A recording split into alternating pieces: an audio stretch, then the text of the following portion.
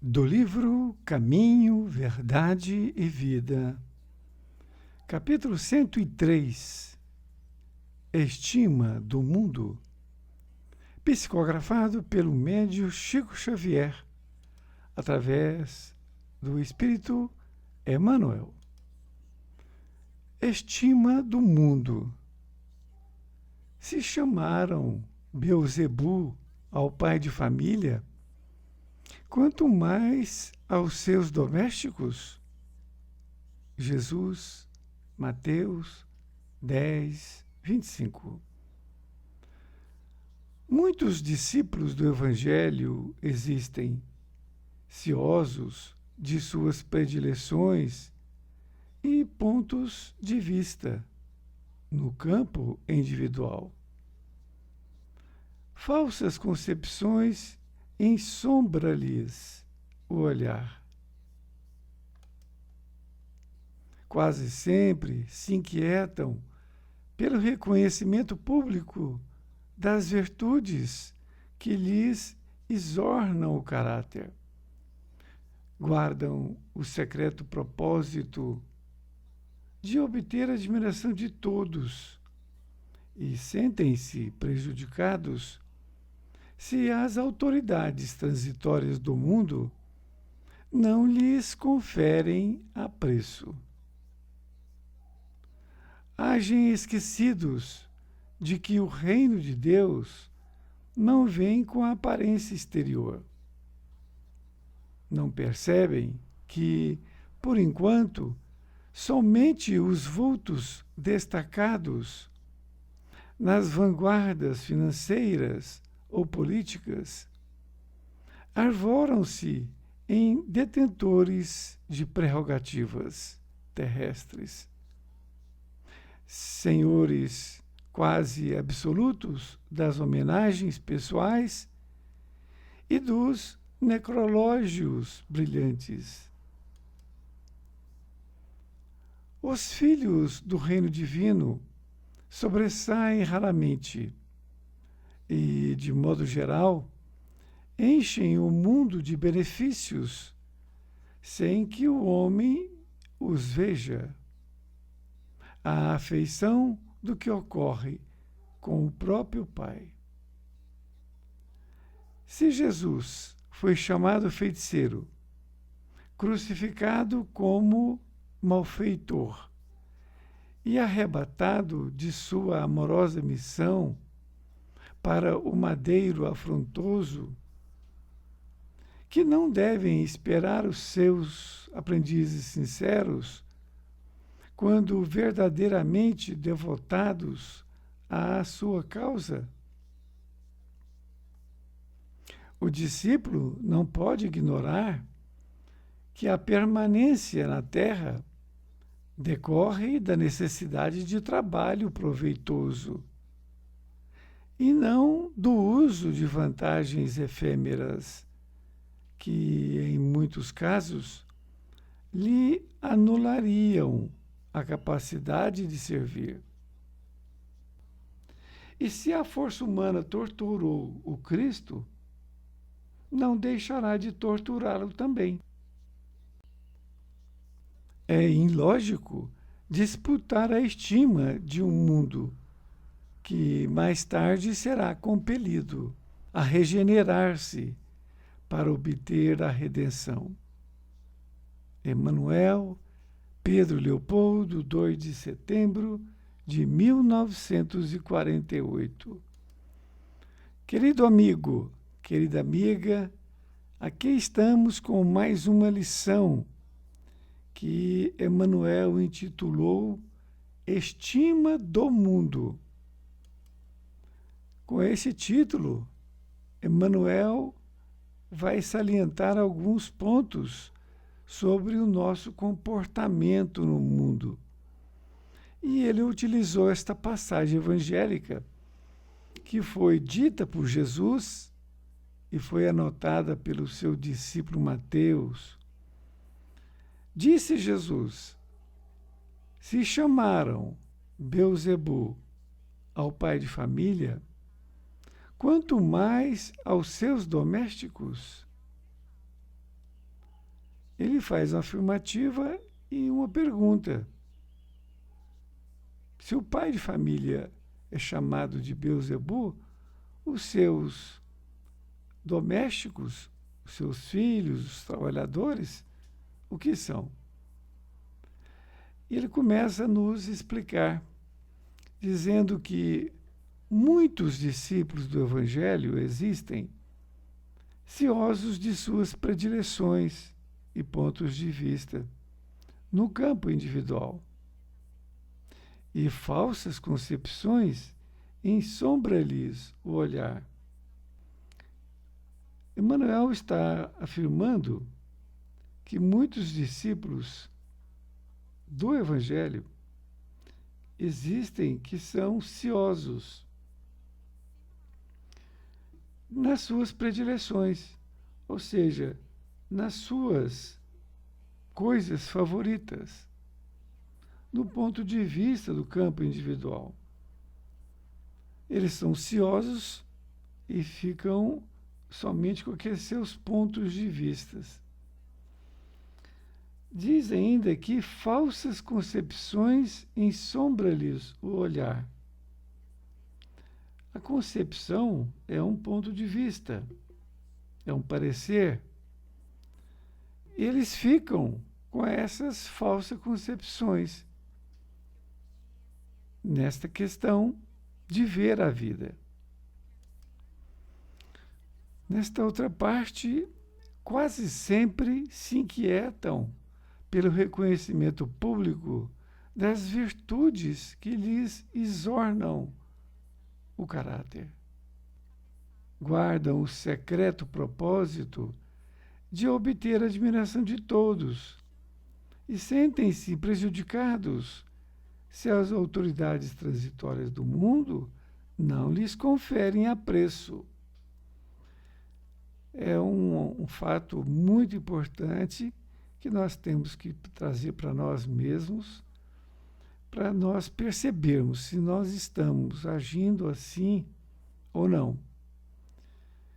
Ele diz que essa parcela das pessoas que são estudantes do Evangelho de Jesus, eles ficam sempre inquietos por ser reconhecido pelo público, as suas virtudes.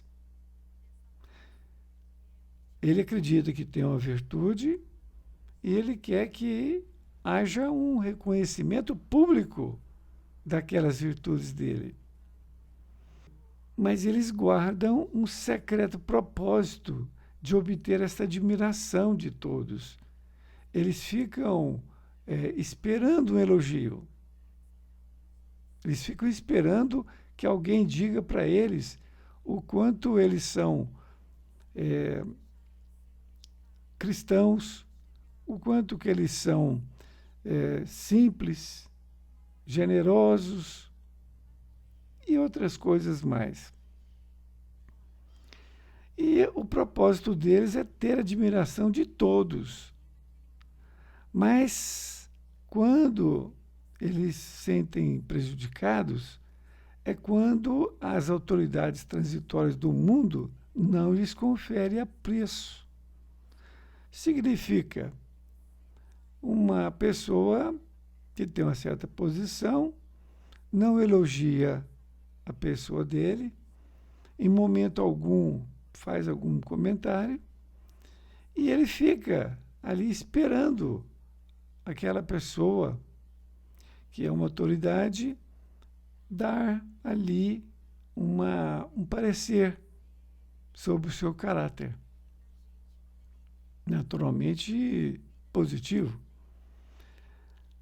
E continua dizendo: agem esquecidos de que o reino de Deus não vem com aparência exterior.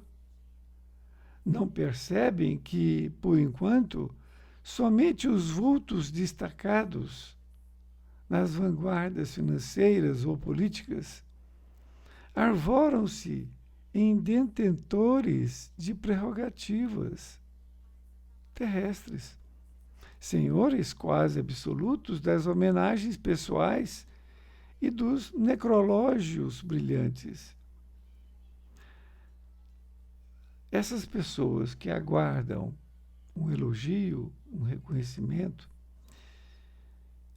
eles estão esquecidos que o reino de Deus, ele não vem com aparência exterior. É a essência da criatura. Não adianta ele parecer.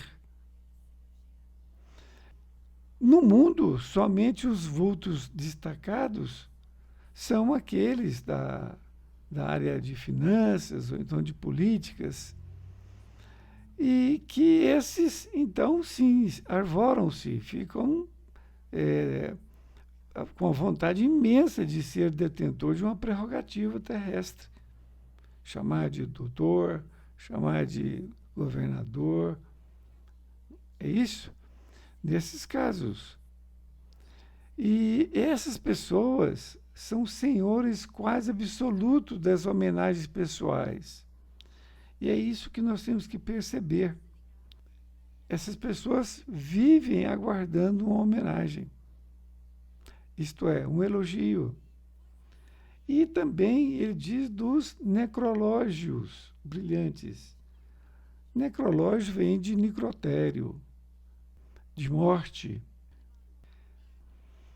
Continua dizendo que os filhos do reino divino sobressaem raramente e, de modo geral, enchem o mundo de benefícios sem que o homem os veja, à afeição do que ocorre com o próprio Pai.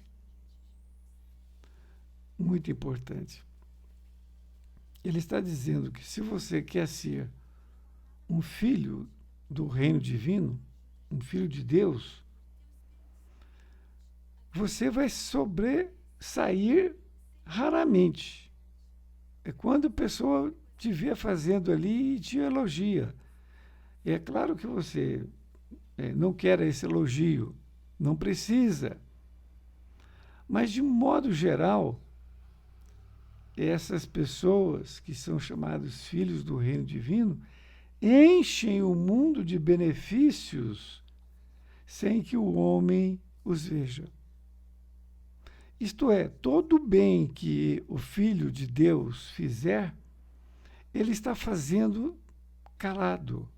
Não faz alarde, não fala para ninguém, mas ele enche o mundo de benefícios. A afeição do que ocorre com o próprio Pai. Ou seja, Deus tem nos ofertado muitas coisas. Primeiro, o dom da vida. Segundo, a oportunidade de estar aqui. Essa natureza, tudo isto, nós temos que agradecer a Deus. Mas ele não pede nada.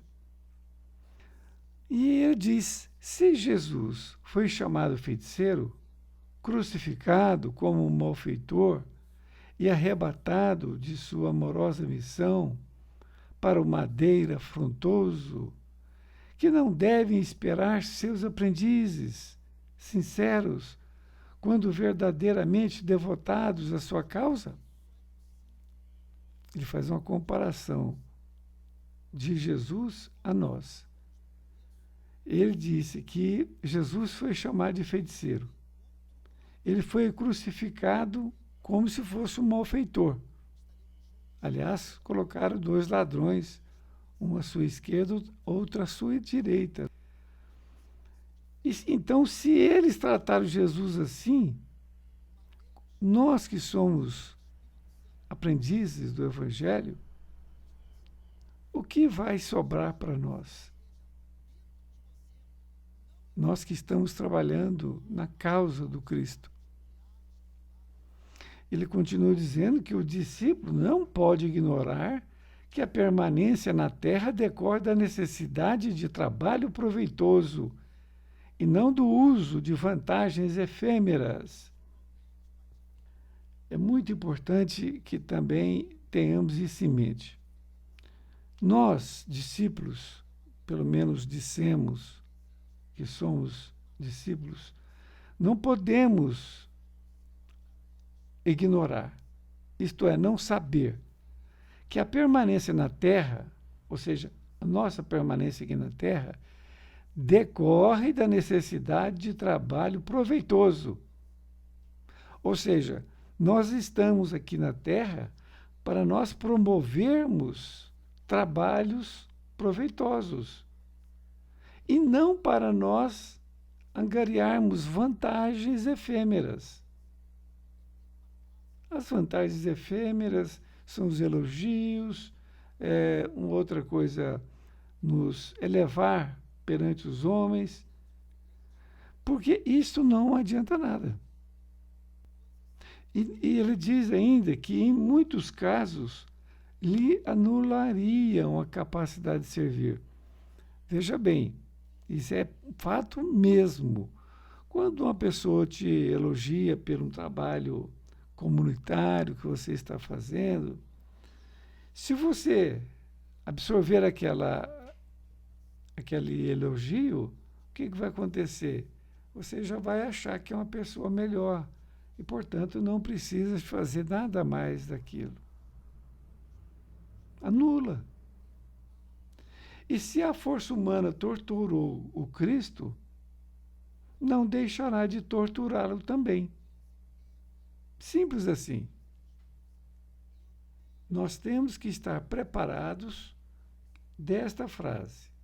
Se a força humana torturou Cristo, não deixará de torturá-lo também, porque nós somos os seus discípulos. Ele diz, ilógico disputar a estima de um mundo que mais tarde será compelido a regenerar-se para obter a redenção. Emmanuel está dizendo que isso não tem lógica. Nós disputarmos a estima de pessoas com elogios para que mais tarde este mundo vai regenerar. Ou seja, não adianta nada isso acontecer, isso só piora, porque nós temos que regenerar junto com o mundo. É isso que precisa. Uma bela lição. Espero que você também tenha gostado. Fique com Deus.